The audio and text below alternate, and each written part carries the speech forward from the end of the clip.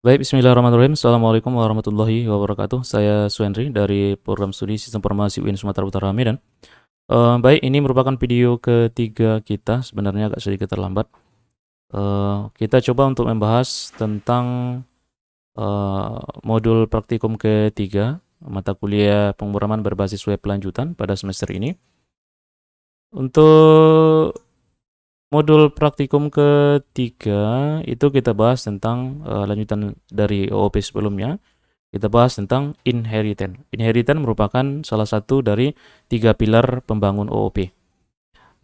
Inheritance mungkin sudah kita bahas sedikit di pertemuan sebelumnya. Kalau bahasa kitanya pewarisan, bagaimana satu buah kelas mewarisi dari kita katakanlah sifat-sifatnya kepada kelas keturunannya gitu.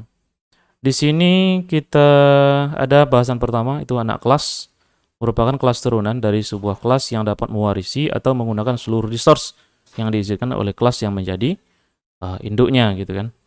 Ya, misalnya ada di sini, atau kita bahas ini dulu ya. Dengan konsep pewarisan, maka properti dan metode yang ada dalam kelas itu tidak perlu ditulis ulang oleh kelas anak ya kan. Perintah yang digunakan adalah extends. Nah, perhatikan kode berikut ini. Misalnya ada satu buah kelas namanya nama kelasnya mahasiswa. Di sini ada type-nya string, properties misalnya di sini $name. Kemudian juga ada access modifier di sini public, ada private, ada protected. Ada 3 access modifier ya. Di sini ada name, nama, umur, email, dan nama ibu. Kemudian ada juga metodenya, misalnya di sini set name, set nama.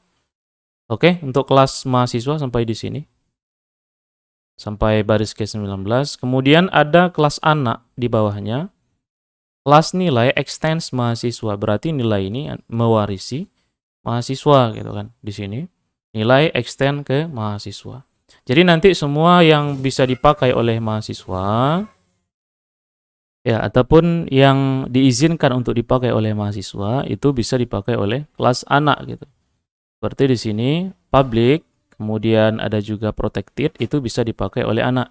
Kecuali private ya. Private itu hanya bisa dipakai oleh kelas itu sendiri. Nah, misalnya di sini nilai itu punya metode getName, getNama, kemudian ada juga setIbu, serta getIbu di sini ya. Sekarang kita coba untuk menjadikan nilai itu satu buah objek. Di pertemuan sebelumnya kita sebut dengan instant. Di sini perintahnya new, nilai new nilai dalam bentuk kelas. Sekarang nilai set name. Nah, di sini set name itu ini metode siapa ini? Kalau kita lihat dari atas, maka set name ini sebenarnya adalah metodenya mahasiswa. Tapi objek nilai ini bisa menggunakan metodenya mahasiswa karena dia mewarisi resource yang ada di mahasiswa. Jadi si nilai bisa menggunakan set name. Bisa juga set nama, bisa juga set ibu di sini. Kalau di sini set name, set nama, sedangkan set ibu itu punyanya si nilai gitu. Ini set ibu punyanya si nilai gitu kan. Sekarang kita coba untuk menampilkannya di layar. Echo nilai get name. Get name ini punyanya si nilai. Get name dari name yang sudah di set. Kemudian ada get nama, ada juga get ibu di sini ya. Sedangkan tadi private email tidak bisa digunakan oleh anak karena dia sifatnya privat, jadi hanya kelas itu sendiri ya. Perhatikan baris ke-21 pada perintah di atas. Kelas nilai extends mahasiswa. Kelas nilai merupakan anak kelas dari mahasiswa. Jadi seluruh properti dan metode dari kelas mahasiswa bisa digunakan oleh kelas nilai. Kelas nilai juga bisa membuat properti dan metode sendiri. Jadi nanti dia bisa menggunakan metode sendiri. Anak dari anak kelas. Nah, ini turunan ketiga berarti ini ya kan. Atau turunan kedua dari mahasiswa. Ya. Cucunya ya berarti ya. Kalau tadi mahasiswa punya anak kelas namanya nilai, sekarang nilai bisa lagi punya anak gitu. Mahasiswa ini kelas induknya tadi. Di sini saya contohkan kelas yang lain, kelas KRS misalnya, KRS extend mahasiswa. Sekarang KRS bisa lagi punya anak nilai tadi gitu kan misalnya di sini. Berarti sekarang mahasiswa induknya punya anak KRS KRS punya anak pula nilai gitu di sini. Sekarang dengan cara yang sama, misalnya cucunya ini adalah nilai ya, cucunya istilahnya ini ya. Oke, nilai satu objek, kemudian set name.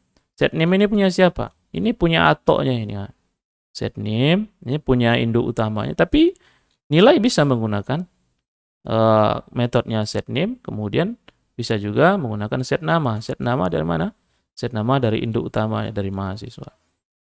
Kemudian KRS juga bisa digunakan oleh nilai. Set mata kuliah ini punya siapa? Set mata kuliah ini punyanya KRS. Set mata kuliah. Selanjutnya, ya tentu untuk metode dia sendiri bisa dia gunakan. Nah, apa resource yang terdapat pada kelas induknya, baik dia mahasiswa atau KRS, itu bisa digunakan oleh nilai. Oke, saya rasa itu mudah untuk dipahami. Selanjutnya ada tamu kelas. Nah, ini ada tamu kelas ya. Tamu kelas yang dimaksud pada pembahasan ini adalah kelas yang instan ke dalam kelas lainnya. Banyak kasus yang menggabungkan beberapa kelas ke dalam kelas lain, namun kelas tersebut bukan merupakan anak dari kelas yang lainnya gitu. Perhatikan contoh. Misalnya di sini ada kelas fakultas, kemudian ada properti nama, selanjutnya ada konstruknya, JIS nama, kemudian ada prodi, public static function nama, ini metodenya si prodi, ada set nama di sini. Selanjutnya ada mahasiswa. Namun mahasiswa ini memanggil di dalam objeknya ini memanggil kelas yang berbeda gitu. Nah, sekarang di sini ada diinstankan kelas yang lain, new fakultas misalnya di sini FST. Fakultas ini dapatnya dari ya kelasnya fakultas gitu. Fakultas ini ada new fakultas, kemudian return fakultas nama. Ya, dia memanggil metode construct-nya dari fakultas gitu. Selanjutnya ada public static function get prodi. Sekarang prodi itu juga kelas yang berbeda. Di sini ada return, kemudian double titik 2 set nama. Kenapa kemarin ini bisa menggunakan titik 2? Karena dia static ya kan.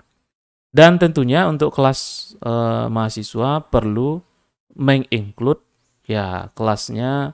Kalau dia file yang berbeda tentu perlu menginclude filenya fakultas juga file prodi. Karena ini satu buah file ya bisa saya memanggil kelas yang berbeda karena dia satu file ya kan.